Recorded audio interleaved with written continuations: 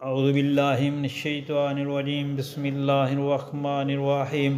السلام علیکم پیارے بہن بھائیوں، اللہ پاک سے دعا ہے آپ کو امن، صحت، خوشی اور رزق میں کشادگی والی زندگی عطا فرمائے، آمین یا رب العالمین۔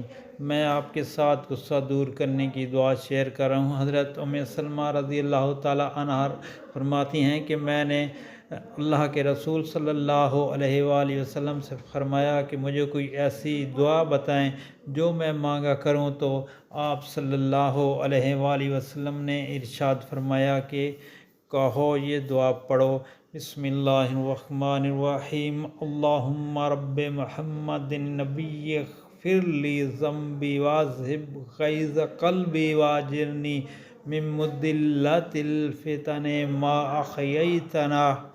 بسم اللہ الرحمن الرحیم، اللہم رب محمد نبی اغفر لی ذنبی واذہب غیظ قلبی واجرنی من مضلات الفتن ما احییتنا۔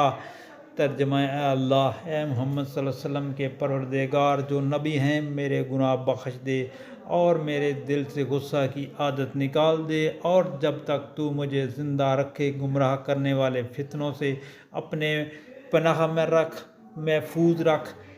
دوستو، یہ نبی پاک صلی اللہ علیہ وسلم نے حضرت ام سلمہ کو دعا سکھائی، تو آپ سے گزارش ہے کہ جب غصہ آئے تو اس دعا کو پڑھیں اور آگے شیئر کریں۔ اللہ پاک رحم فرمائے، آمین۔